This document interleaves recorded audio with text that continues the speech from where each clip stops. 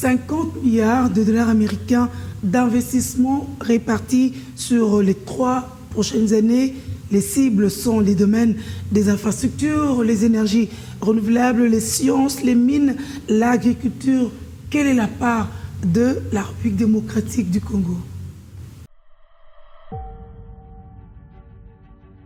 C'est un dispositif protocolaire exceptionnel, mieux qu'un tapis rouge déroulé par l'Empire du Milieu, pour accueillir Félix Tshisekedi et son impressionnante délégation, qui a fait le déplacement de Pékin pour le sommet Chine-Afrique.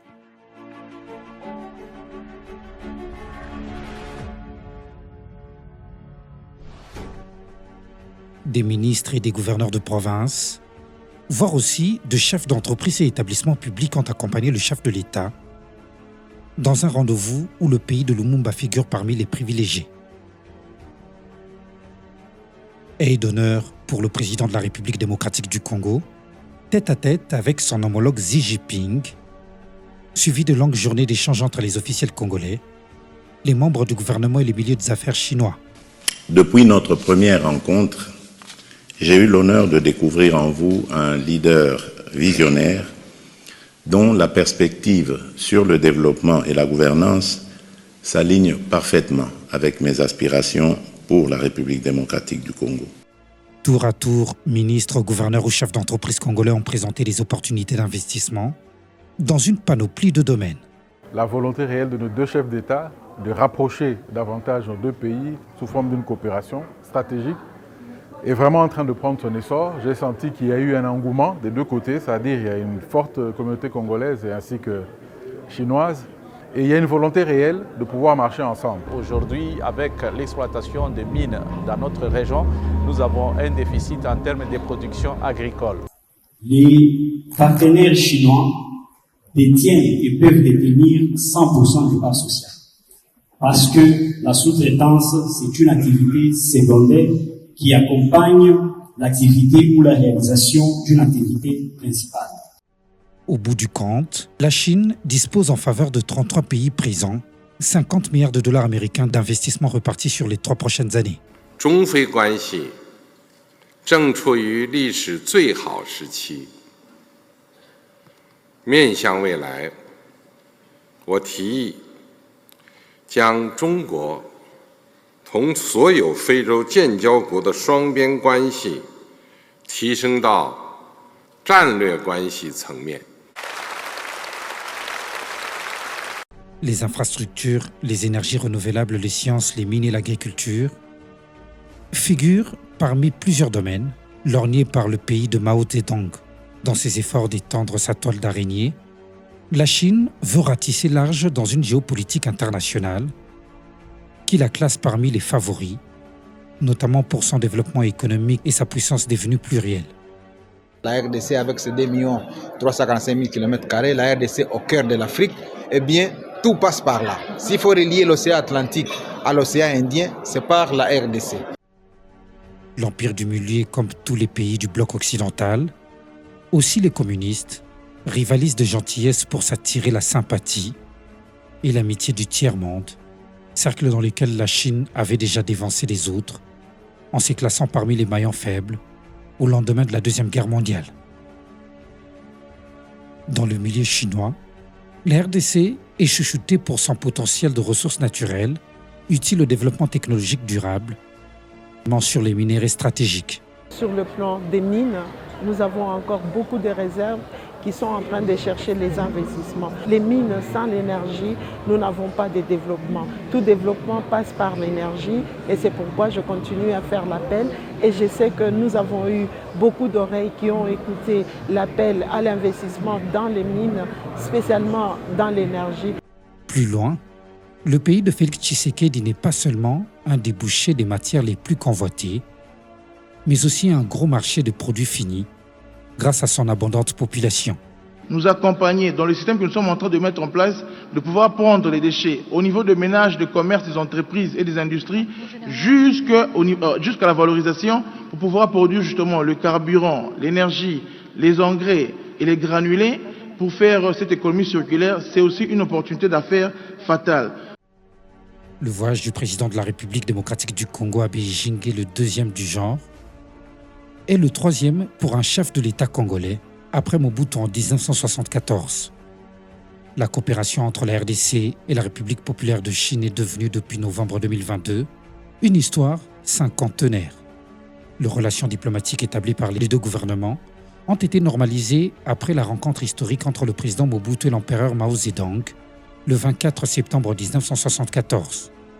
Au terme de ce rapprochement, d'importants projets à l'actif de cette coopération ont fait bénéficier au pays du maréchal roi du Zaïre les infrastructures de base devenues des symboles de la vie publique, tels que le Stade des Martyrs, le Palais du Peuple et bien d'autres édifices. Mais depuis, la Chine est restée partenaire de la RDC dans le domaine particulier des échanges commerciaux et l'exportation des minerais bruts, jusqu'à la signature du très controversé contrat sino-congolais en 2008 entre l'État congolais et le groupement des entreprises chinoises. La convention sino-congolaise qui a abouti à la création de la SICOMINE a octroyé aux associés chinois plus de 70% des gisements de mines de cuivre et du cobalt dans le Katanga, contre un gain qualifié de dérisoire pour la partie congolaise. D'après les conclusions de l'enquête publiée en février 2023 par l'Inspection générale des finances, la partie chinoise n'a honoré ses engagements qu'à hauteur de 3 milliards de dollars américains dans près de 15 ans, dont 800 millions dans les infrastructures, contre les bénéfices de plus de 76 milliards pour la partie chinoise. Dans les 800 millions d'infrastructures qui ont été données à la RDC, il y a une surfacturation manifeste. Il y a des infrastructures qui ont été surfacturées de 1 à 3. Et la réalité, si on tient compte de cette surfacturation, la réalité, c'est que le pays n'a bénéficié jusque-là que de 300 millions de dollars d'infrastructures, alors que le pays a pratiquement rempli toutes ses obligations dans le cadre de cette convention. Heureusement, la renégociation du contrat chinois en 2023 a fait bénéficier à la RDC de 7 milliards de gains considérés comme manque à gagner, qui sont orientés dans la construction des infrastructures de base sur toute l'étendue du territoire national. Au lendemain de cette 9e édition du FOCAC, la RDC et la Chine vont multiplier de rencontres de travail afin de ficeler un programme de coopération multilatérale qui pourrait contribuer au plan de développement économique et social de la RDC en échange de matières premières du sol et sous-sol congolais.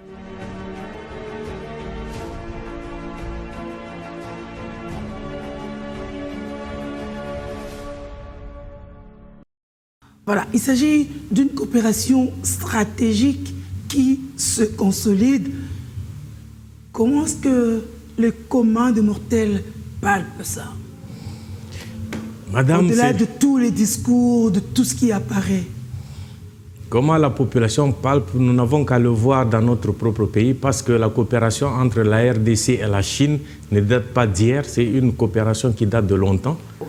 Vous vous souviendrez que le stade de Martyrs, tout à l'heure, nous étions en train de jeter les fleurs à nos vaillants léopards.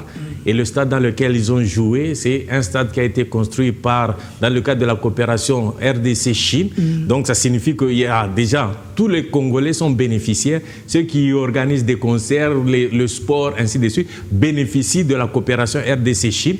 Le Palais du Peuple où siègent nos honorables, il y a le centre culturel qui va être le plus grand en Afrique, le centre culturel. Donc même les étudiants de l'INA vont bénéficier de la coopération RDC-Chine. C'est pour dire que c'est quelque chose de palpable, ce n'est pas de la fiction. Je donne juste là quelques exemples pour montrer que la coopération RDC-Chine, c'est du concret, c'est du réel. Il y a plusieurs routes qui sont construites en RDC dans le cadre de la coopération RDC-Chine. Plusieurs entreprises chinoises ont été invitées, sont venus, ont investi suffisamment en RDC, que ce soit du point de vue équipement, du point de vue fourniture. Donc beaucoup de biens sortent de la Chine et nous sommes, même derrière, les masques, les stylos, il y a beaucoup de choses. Derrière cette panoplie de belles choses que vous présentez, il semble qu'il y ait aussi des sous-entendus, ce qu'on ne lit pas forcément. Est-ce que c'est si équitable que ça pour être contesté par certains experts? Non, la contestation, je crois que déjà quand nous étions en train de parler de la coopération RDC, notamment la convention RDC avec le groupement des entreprises chinoises, il y a eu des choses qui ont été redites, qui ont été revisitées avec le concours aussi important de l'IGF, parce que l'IGF a lu qu'il y avait un déséquilibre. Cela a été notamment dénoncé et les deux parties se sont retrouvées pour essayer d'améliorer le partenariat stratégique de sorte qu'il puisse être réellement gagnant-gagnant. Et nous avons vu déjà que des échanges, c'est pourquoi j'étais en train de louer les vertus du dialogue. Quand les deux chefs d'État se sont retrouvés l'année passée avec leur délégation, on a pu dégager une enveloppe de 7 milliards qui nous permet aujourd'hui, parce que vous avez dit comment la population parvient à bénéficier de tout ça, on est en train de construire les rocades ici à Kinshasa. Il n'y a pas que ça, il y a la route Kananga-Kalambambouj qui va désengorger le centre sur une distance 1 km de plus ou moins 230 km. Il y a la route sur la route nationale numéro 1, une partie qui était en terre, va être asphaltée sur 848 km de Ngouba à Mbujimaï, de Mbujimaï à Menedit. Donc il y a beaucoup de projets, il y en a d'autres, plusieurs routes transfrontalières qui vont être prises en charge par le fait que nous avons pu rééquilibrer cette balance. Donc c'est très important.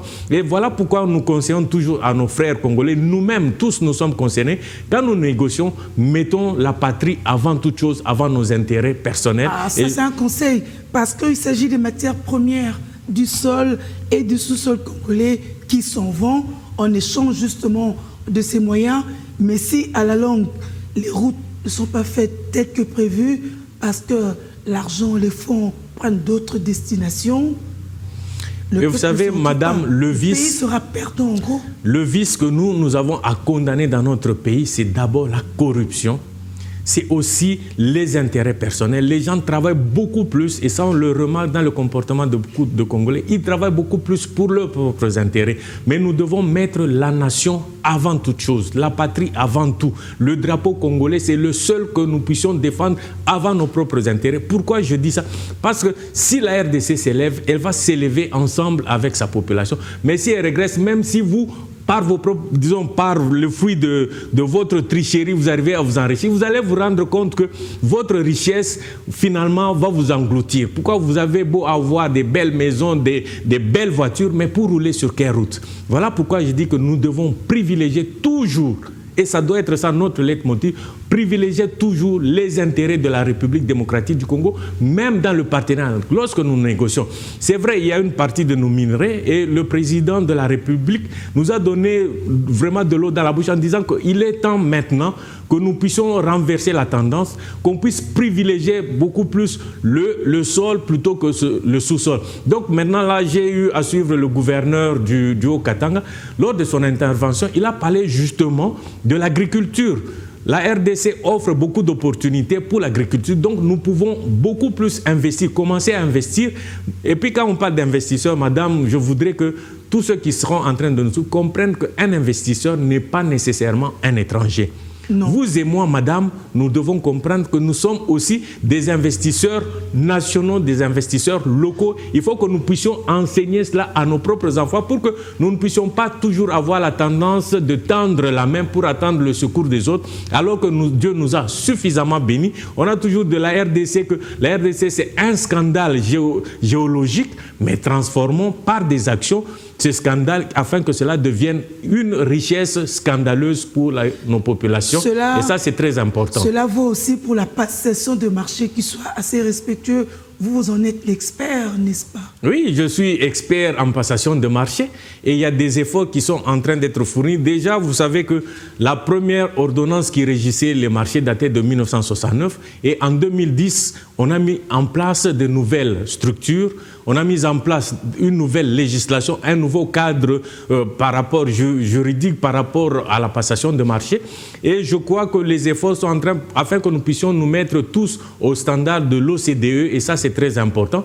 Et la passation de marché, je sais qu'il y a beaucoup de scandales en ce qui concerne la passation de marché, on crie tout le temps, et il est très important que nous puissions rester dans le cadre légal prévu par notre législation. Et non seulement le cadre légal prévoit aussi des sanctions à l'encontre de ceux qui sont en train de violer les procédures de passation de marché. Et comme on l'a toujours dit, le Congo n'est pas en défaut ou en défaillance des lois, mais c'est l'application des lois qui fait défaut. Donc il est temps que nous puissions nous-mêmes respecter les lois que nous sommes en train de mettre en place pour la meilleure gouvernance de notre pays. Et ça, c'est très important. Ça va éviter tous les scandales dont le Congo est objet à date. Troisième dossier.